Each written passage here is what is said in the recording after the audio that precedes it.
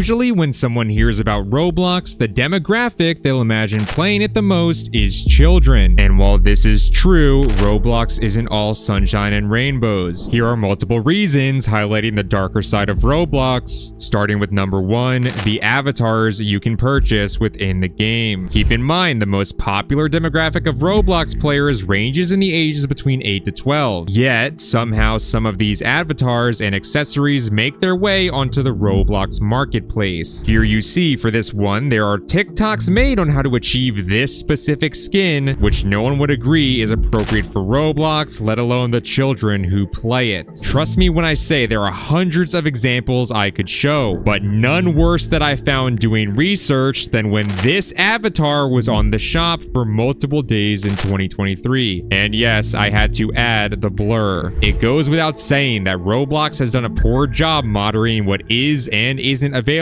on their shop in terms of what children are seeing, but one could say what's even more harmful to kids are some of the experiences in Roblox that are readily available to them at the click of a button. Let's start by mentioning an infamous experience that had its original game banned off of Roblox. This game was called Shower Simulator. No, this is not like the simulator games of today. Shower Simulator was released over 7 years ago, and the fact that this game was even allowed on Roblox is shocking in and of itself. In Shower Simulator, you do exactly what it sounds like. Join a group server where there are different showers located around the players, where you can change outfits, co-inhabit locker rooms with other players, and yes, join the shower together. Although players must wear clothing during this game, the dark side of it all comes to the surface when you realize the clothing that is allowed is very, very minimal. Like I said, Shower Simulator eventually got banned as no parents wanted their kid interacting with strangers in that setting, as you never know who's on the other side of the keyboard. The banning of this game spawned many clones though, with Shower Sim popping up just over 2 years ago, which eventually got banned as well, but the YouTuber Dennis posted a video on Shower Sim back in December of 2021,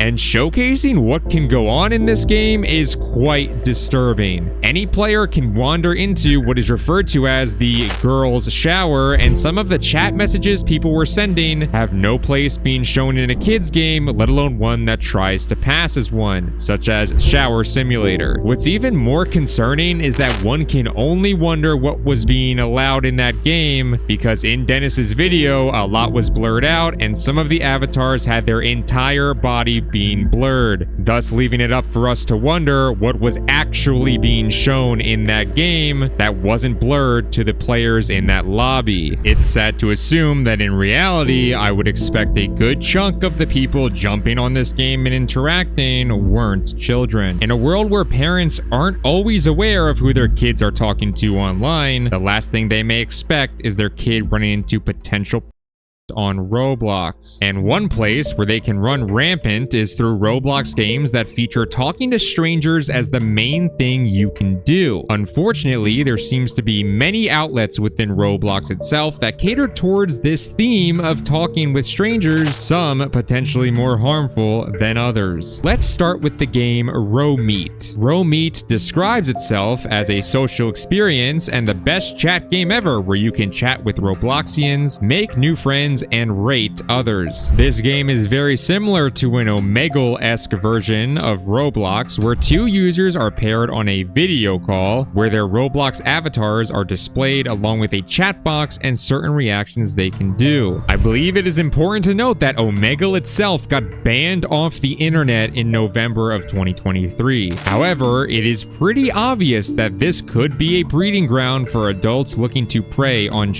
In Romeet's description, they state that this game uses Roblox's chat filter, and if a player is making you uncomfortable, you can block them from within the game and then report. However, if a child is interacting with a predator who makes them feel uncomfortable, blocking them will not remove the metaphorical stain that the interaction may have had on their mental well-being. And if a child is a victim in a game like Row Meet, you would assume the last thing they would want to do is tell a parent for fear of getting in trouble. This just leads to the sad reality of many victims remaining silent. At the time of creating this video, Row Meet has over 1,000 active players on a Friday evening, and one can only guess how many of those users are on for malicious reasons. Keep in mind that these games show your Roblox avatar, so combine a game like Row Meet with the readily available inappropriate avatars we covered earlier, and it very well could be a recipe for disaster. And if we're talking about popular Roblox games that has the main focus of talking to strangers, look no further than something potentially more dangerous than Row Meet. Let me introduce you to the game Neighbors. Neighbors has two variations, one for quote-unquote children and one for adults. You spawn into a room with a stranger, and on the kids version, which says it's for ages 9 and up, you can interact with them in a home through chat messages, but both are potentially harmful for different reasons. The kids version of Neighbors still falls under the same potential issues as something like Row Meet, although this time there could be potential physical innuendos occurring as well, as the two individual avatars can move around freely. I intend to remain unbiased on this channel as much as possible, but I would never want a kid of mine playing a game like Neighbors. It is blatantly obvious that it can be a festering ground for adults with malicious intent, as they can still hide behind a keyboard, an avatar,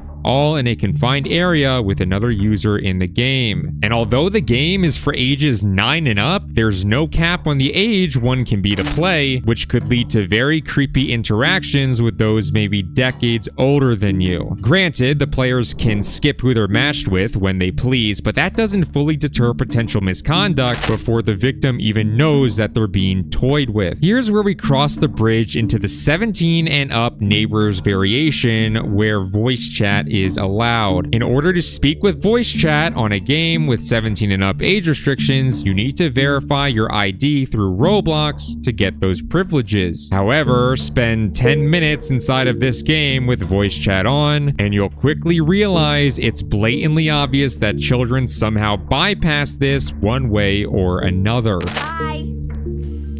It isn't uncommon to hear children's voices in this version of Neighbors, even being featured on some YouTube videos of people trolling in Neighbors. However, for every YouTuber that might just try to troll a kid he meets within the game, there may also be someone lurking in the shadows who is targeting the same child when they cross paths. Aside from the rampant foul language or things of that nature, the matter of the fact is that this is just another hangout space for younger Roblox players to get targeted.